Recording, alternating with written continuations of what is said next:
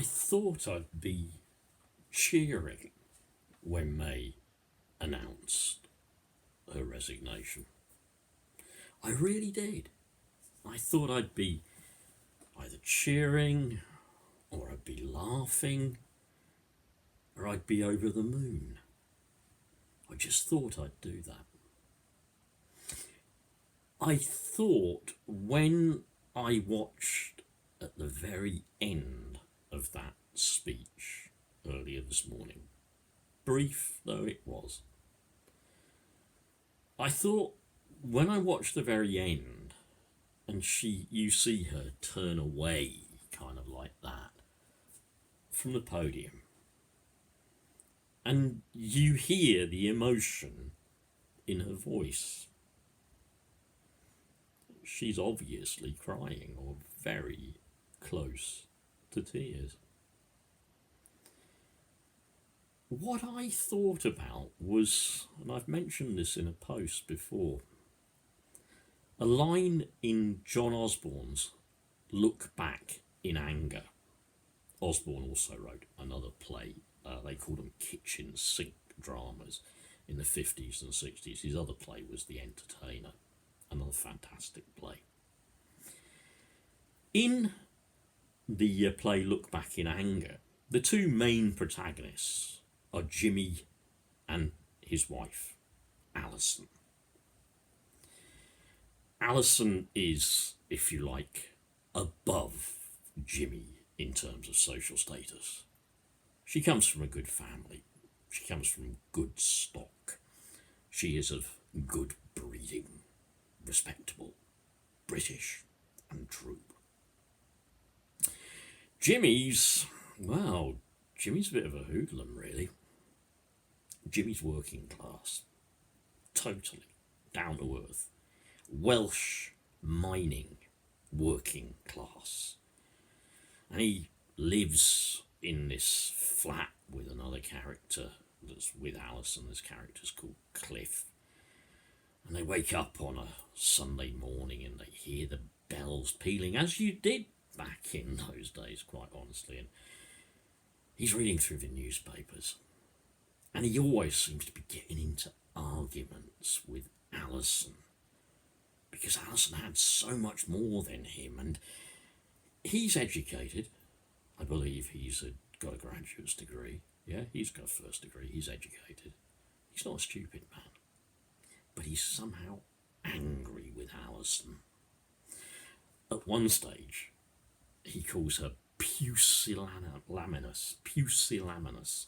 To be honest with you, I'd have to look that one up again, but if anyone wants to Google pusillanimous for me, please, or if you happen to have been studying Look Back in Anger, perhaps you can remind me of the definition of pusillanimous. But there's one scene in which Jimmy so needles Alison that she cries. And he viciously says that he would like to jump about and splash around in her tears. He would want to splash in her tears. Now, it sounds really brutal, doesn't it? But I thought I'd want to do that when I watched Theresa May cry. I thought I'd want to splash in her tears and celebrate. Actually, I don't. I don't want to. I really don't want to. I'm not sure about those tears. I've already posted a meme saying that they're probably more crocodile than a decent green Gucci handbag. Perhaps they are. Perhaps they are tears of self-pity. Perhaps she has a right to feel self-pity. Perhaps they are even genuine. I don't know. We know so little about her. She's a cipher. She's always been like that. She's been deliberately difficult to read, and, well, from my experience of her as Prime Minister, deliberately dishonest, thoughtless, no sense of empathy, no sense of caring, robotic, a cipher, yeah? And it's quite hard to work out what's really going on with the cipher. Am I glad that she's gone? Yes, of course I am. Over the moon, but probably not going, hooray, hooray, hoot, hoot, hoot, hoot, hoot. You know, victory and wave flags and all this lot and go around the streets and celebrate and go, Theresa May's gone away, she won't be back another day. One thing did strike me though.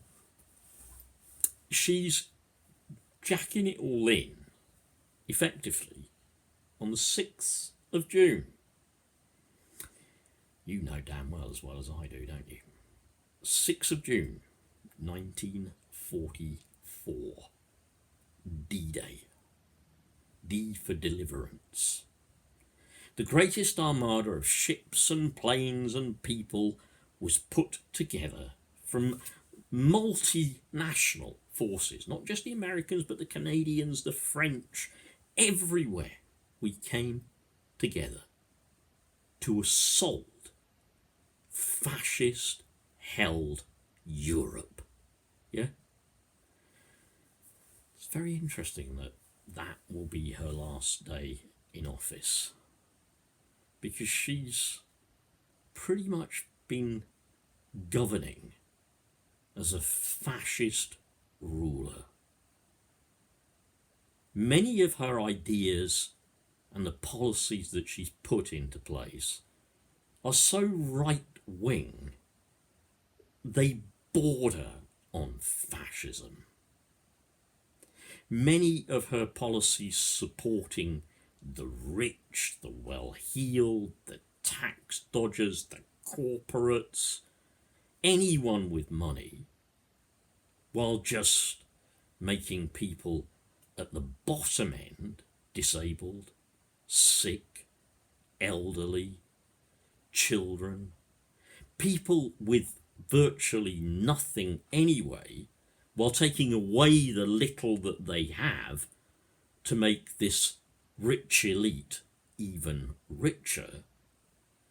Well, you know, even losing part of that original point. There's no apology for that, is there? There's absolutely no apology for that.